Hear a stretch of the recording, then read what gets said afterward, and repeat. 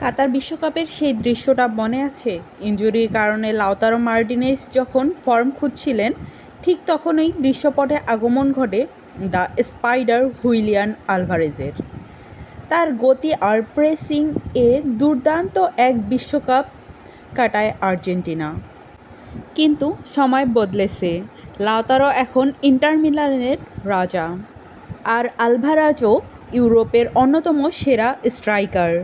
এবারের বিশ্বকাপে স্ক্যালোনির সবচেয়ে মধুর মাথার ব্যথা এই দুই গোল মেশিনকে নিয়ে।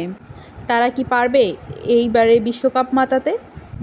স্ক্যালোনি কি দুজনকে একসাথে খেলাতে পারবেন? প্রথমে আসা যাক লাউতারো মার্টিনেজের কথায়। ইন্টার মিলানের অধিনায়ক হিসেবে লাউতারো এখন ক্যারিয়ারের সেরা ফর্মে আছে। সিরিয়াতে একের পর এক গোল করে তিনি দলকে ট্রফি জেতাচ্ছেন, হয়েছেন লিগের সর্বোচ্চ গোলদাতাও। বক্সের ভেতর লাউতারো এখন আগের চেয়ে অনেক বেশি ক্লিনিক্যাল এবং লিডার হিসেবে পরিপক্ক।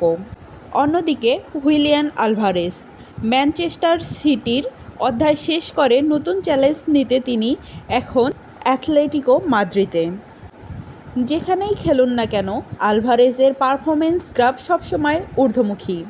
গোল করার পাশাপাশি অ্যাসিস্ট করা, উইং নিয়ে নিচে নেমে বল রিকভারি করা, সবখানেই আলভারেজ অনন্য। এই দুজনের খেলার স্টাইল কিন্তু সম্পূর্ণ ভিন্ন, আর এটাই আর্জেন্টিনার সবচেয়ে বড় শক্তি। লাউতারো হলেন একজন পিওর নাম্বার 9। বক্সের ভেতর তার পজিশন দুর্দান্ত, ডিফেন্ডারদের পায়ের জোরে পরাস্ত করা, দুর্দান্ত হেড এবং সামান্য সুযোগ পেলেই বল জালে জড়ানো, এটাই তার শক্তির জায়গা। আর অন্যদিকে আলভারেজ হলেন ওয়ার্কহর্স। তার মূল ইউএসপি হল হাই প্রেসিং এবং ওয়ার্ক রেট। তিনি প্রতিপক্ষের ডিফেন্ডারদের উপর অনবরত চাপ সৃষ্টি করেন, যার ফলে ডিফেন্স ভুল করতে বাধ্য হয়। এছাড়া তিনি ফলস 9 বা উইঙ্গার হিসেবেও খেলতে পারেন এবং বক্সের বাইরে থেকে জোরালো শট নেওয়ার ওস্তাদ। এবার আসা যাক সবচেয়ে বড় প্রশ্নে, স্ক্যালোনি কি তাদের দুজনকে একসাথে খেলাতে পারবেন? উত্তর হচ্ছে হ্যাঁ, পারেন, তবে সেটা নির্ভর করবে প্রতিপক্ষের উপর। সাধারণত স্ক্যালোনি 4-3-3 বা 4-4-2 ফরমেশনে খেলেন। যদি দুজনকে একসাথে খেলাতে হয় তবে আলভারেজকে একটু উইংয়ে বা ফলস 9 হিসেবে নিচে নেমে খেলতে হবে, আর লাউতারো থাকবেন মূল স্ট্রাইকার হিসেবে।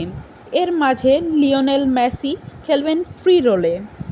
তবে সমস্যা হলো দুজনকে একসাথে খেলালে মিডফিল্ডে একজন খেলোয়াড় কমে যায়, যা আর্জেন্টিনার চেনা ব্যালেন্স নষ্ট করতে পারে। তাই স্ক্যালোনি সাধারণত একজনকে শুরুর একাদশে নামিয়ে অন্যজনকে সুপার সাব হিসেবে ব্যবহার করতেই বেশি পছন্দ করেন।